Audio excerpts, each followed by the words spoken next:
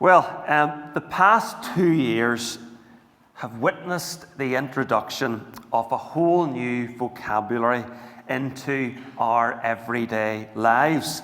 And this due, of course, to the dreaded COVID-19.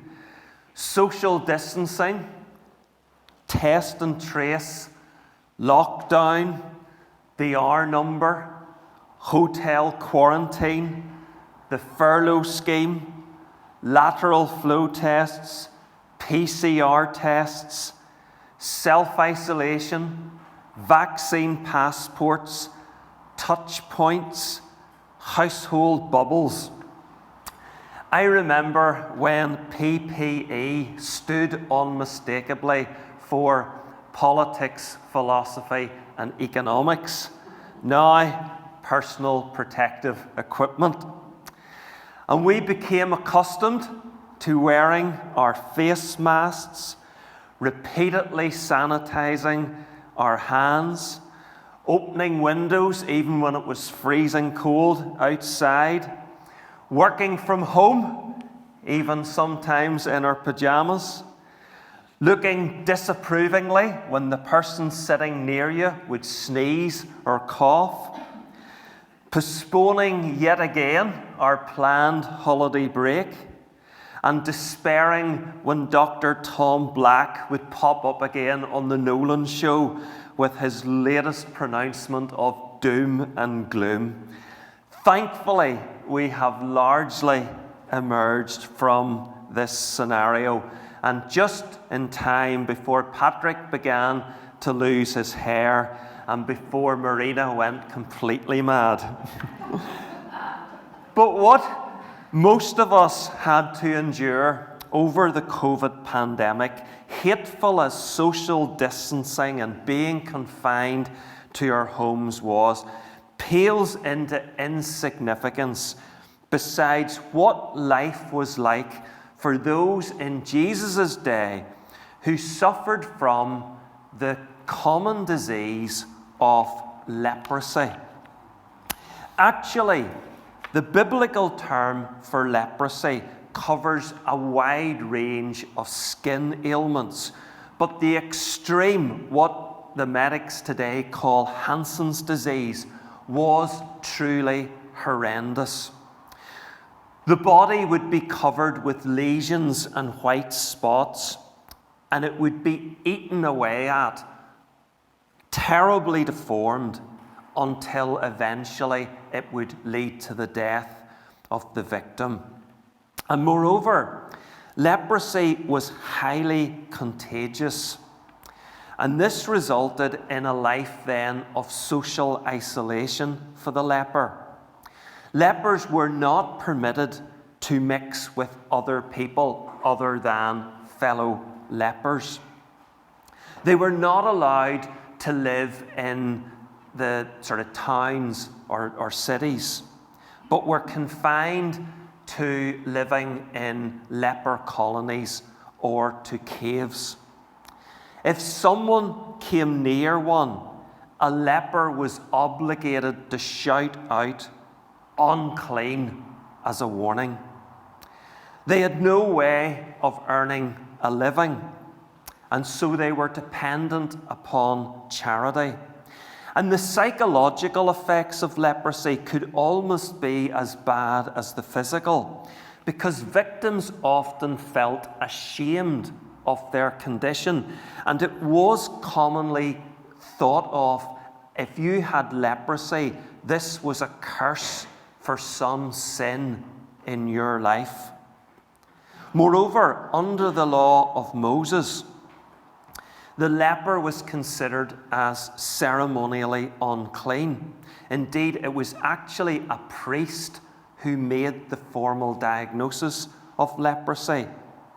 And leprosy was considered as ceremonially as well as physically contagious.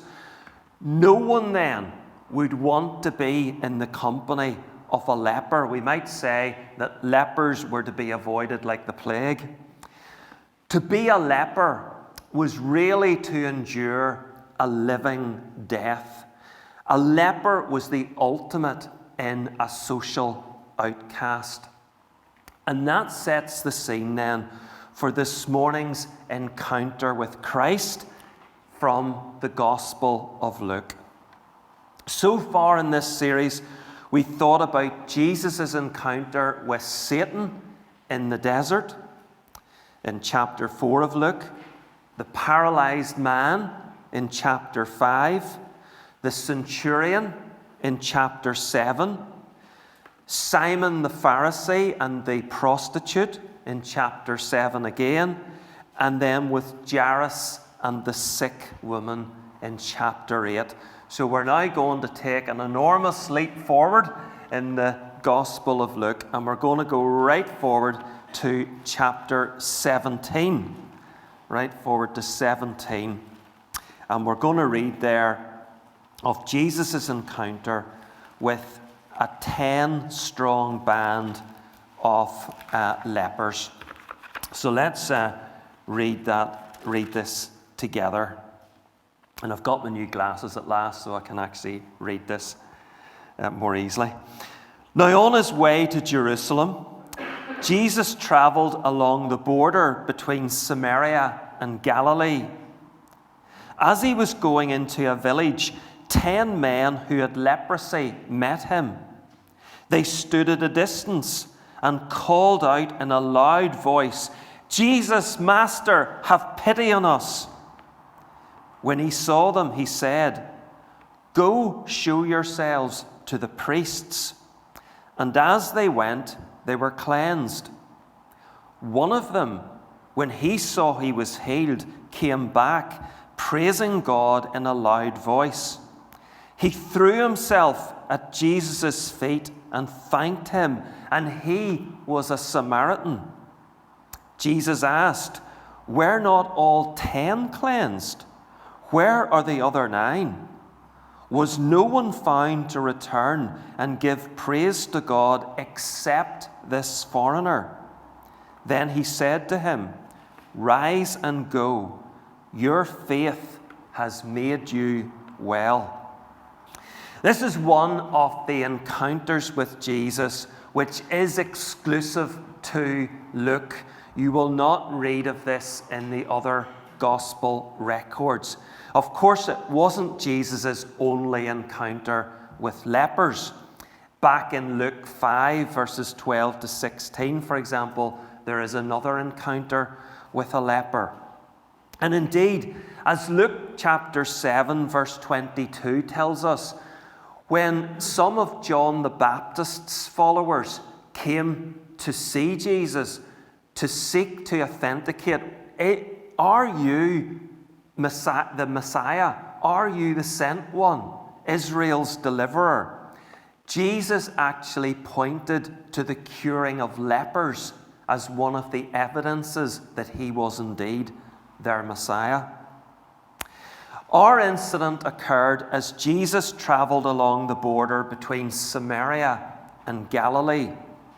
And one of the lepers, the key leper in our story, is of course a Samaritan.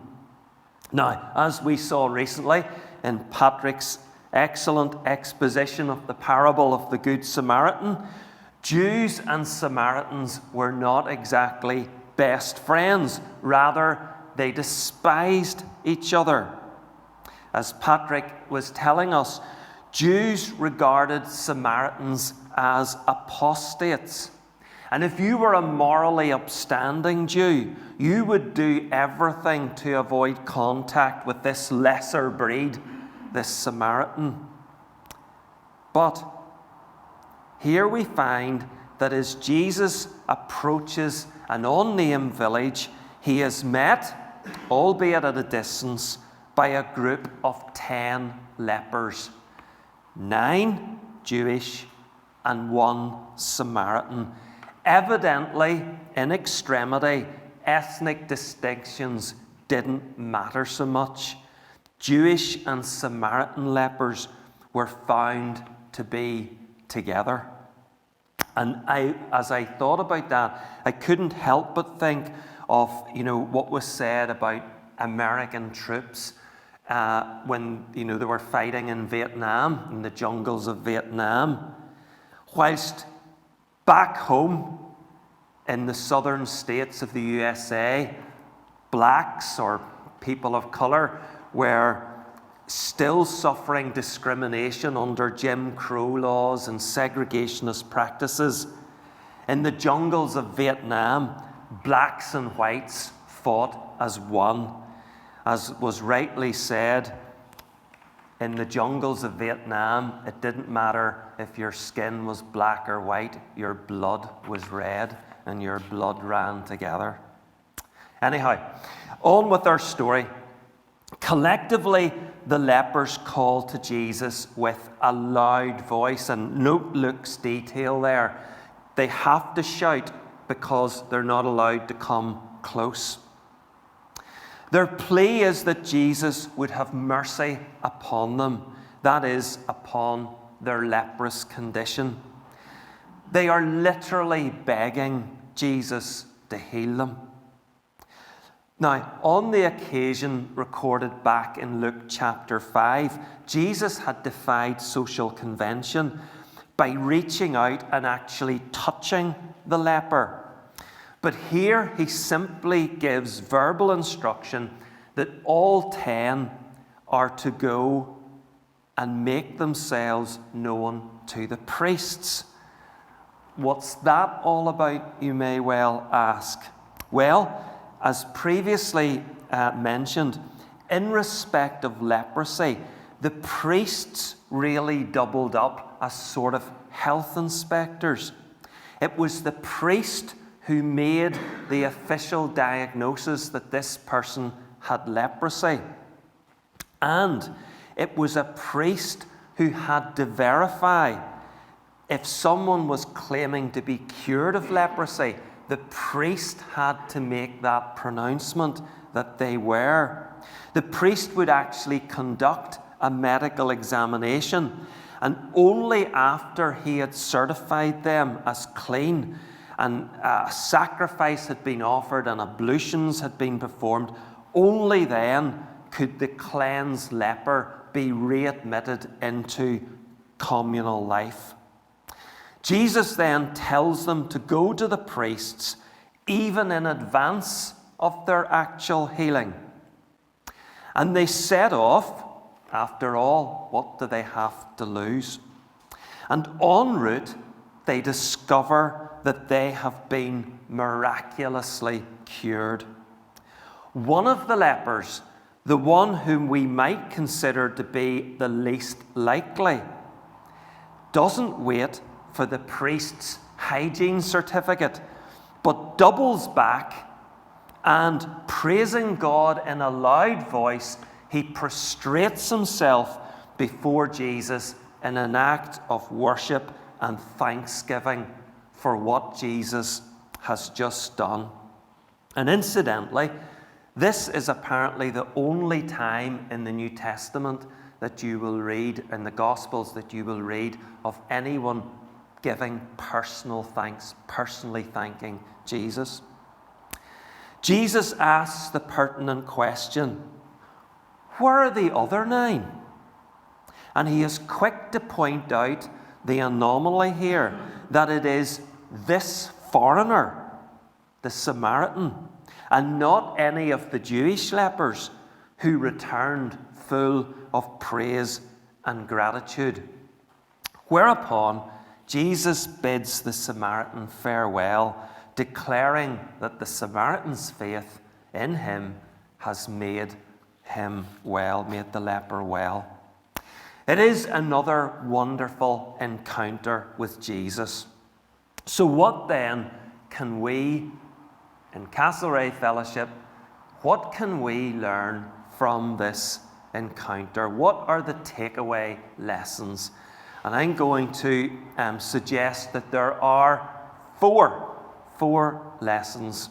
Number 1, man's greatest need is to be cured of his sin. Man's greatest need is to be cured of his sin. The sickness of the soul is a greater problem than the sickness of the body. Leprosy was, and in some parts of our world today, still is, a dreadful physical ailment.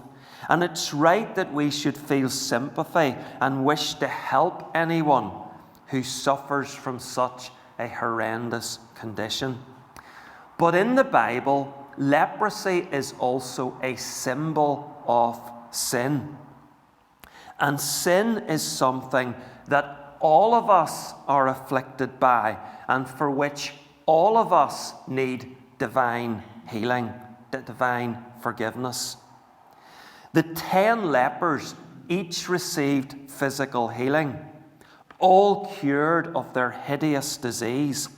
But it was only to the Samaritan leper that Jesus uttered the magnificent and liberating words, "Rise and go, your faith has made you well." He was the only one who received spiritual healing to go with physical and communal restoration. He alone was the one who finished his encounter with Christ, having been declared righteous in God's sight and thereby made fit for God's eternal presence. Yes, the other 9 were no longer lepers and could be readmitted to community life, but they were still in their sin. Secondly, it is faith that saves. Nothing else matters. It is faith that saves. Nothing else matters. Among the band of lepers, only the Samaritan emerges as saved in the spiritual sense of that word. Of course, the fact that he was an outsider to the commonwealth of Israel would have made Jesus' declaration to the onlookers that this man's faith had made him well absolutely shocking. But the reality is, it doesn't matter what your background, your nationality, your family history, the church register, if any, that your name is on.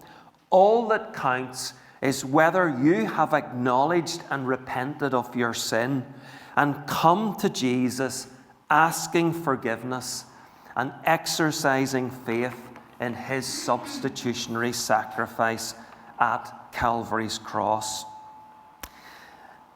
And isn't it often the case that those, particularly today, that those who have been the most privileged in terms of exposure to Christian teaching and Christian witness are actually the last now to give a positive response to gospel truth? Whereas those who have been brought up in contexts where biblical truth has for decades been suppressed, they're the ones who more readily come to Christ when given the opportunity. Think of the explosive growth of China in recent decades. Think of Iran today, where multitudes are coming to faith now that they have the opportunity to hear of Jesus. And contrast that with the prevalent spiritual apathy, and I have to say apathy in spite of the scare of COVID, presently infecting the continent of Europe, including our own gospel-saturated country of Northern Ireland. The 9 Jewish lepers should have known better, but they were shown up by the outsider in their camp. The Samaritan leper was the one who exercised saving faith in Jesus. He realized that it was Jesus who had delivered him, and he was determined to return to personally thank Christ. The Samaritan leper is the template for all who want to be made right with God. There is no other way. Irrespective of your history, your religious background, you need to overcome your background and exercise personal faith in Jesus. So, 2 more lessons, and they're both curses. Maybe not a great way to end, but they're both curses. So, point 3, the curse of ingratitude. The curse of ingratitude. I have to say that one of the things that has characterized this morning's service and our breaking of bread time is just that sense of thanks and gratitude to God and to Jesus Christ for the ransom price being paid. 9 of the 10 lepers failed to express any gratitude to Jesus for their physical deliverance. As Leon Morris comments, the 9 were so absorbed in their new happiness that they could not spare a thought for its source. Of course, ingratitude to God lies at the very, very heart of sin. As Paul commented in Romans 1, verse 21, of men's attitude to their Creator, they neither glorified him as God nor gave thanks to him, but, verse 25, worshipped and served the created things rather than the Creator. The brilliant Os Guinness writes, rebellion against God does not begin with the clenched fist of atheism, but with the self-satisfied heart of the one for whom thank you is redundant.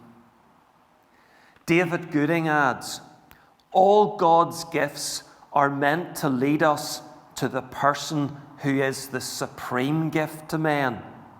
It is strange behavior to take them, the gifts, and ignore him, the giver.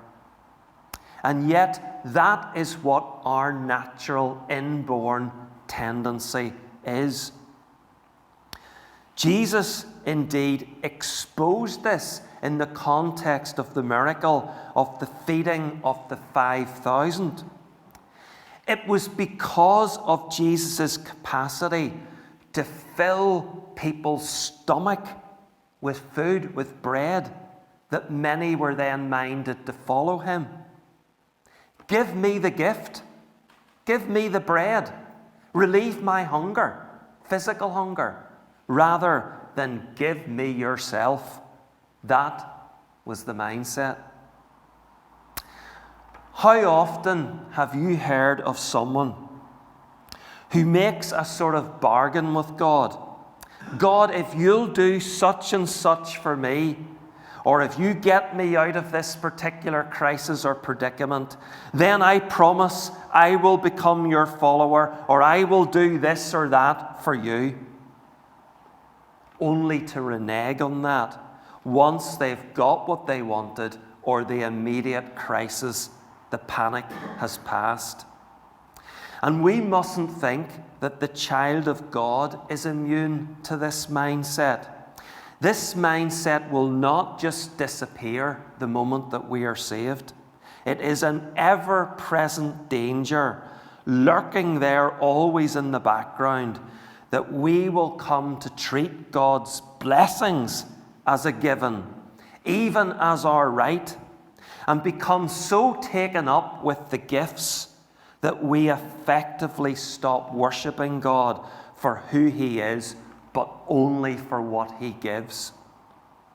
And moreover, we must be careful that we're not guilty of expressing gratitude just with our words, with our lips. After all, true gratitude manifests itself by the quality of our living. That is, by our obedience to God and our service of others. And my final point, the second curse, is the curse of consumerism. The curse of consumerism, and it is a direct follow-on from the previous one. And it is very relevant to us, i.e., believers, Christians. There is a terrible danger especially in the Western church, the Western world, that we adopt a consumerist mindset to our faith. Following Christ, and we have to be careful when we're explaining the gospel that we don't fall into the trap of basically offering people this. Following Christ becomes all about the fulfillment of my felt needs. The lepers needed cleansing from their horrid skin disease. Well, I have my needs as well, whether they be related to a physical ailment or to low self-esteem or to my workload or to my marriage or family issues. Or, although it's not so relevant to us in this part of the world, I suppose, to material deprivation. But the idea then becomes Jesus exists to service me. And that mentality can infect our attitude towards church life.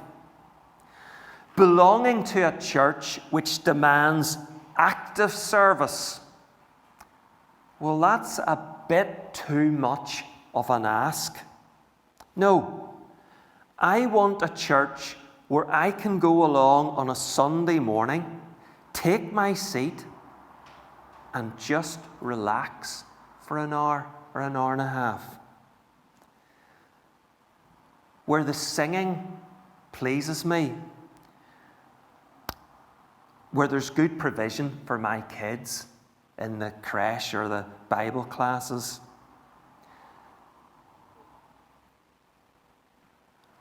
But the idea, or where if I don't make it, if I don't come on a Sunday, well, it doesn't really matter. What's the big deal?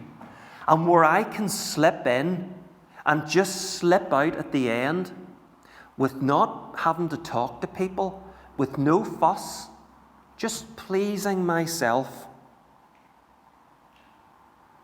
That is consumerism. And I say it bluntly, in the sight of God, that is odious. It is hateful. It is a denial of what salvation is about. You are saved to serve God and to serve your fellow believers and to serve a world of need. And I do say it bluntly, if what I have just described as consumerism is, honestly, is your attitude, Castlereagh Fellowship is not the church for you. We invite sinners to come to our services. We invite Christians who want to serve. And yes, we appreciate that some believers are very bruised and weary from life circumstances, and their capacity to serve may be currently, or even in some cases, permanently limited. But we do not want free riders. People who have no legitimate reason for not contributing and pulling their weight, but who just don't want to, out of lack of interest or because they've other priorities. We want people like the Samaritan leper, the one who wouldn't forget Jesus for making him physically and spiritually whole. We want grateful people, people who love Jesus, who rejoice in the redemption that we've been thinking about this morning, and who possess a changed and servant heart. And on that note of challenge, I close today's encounter with Christ.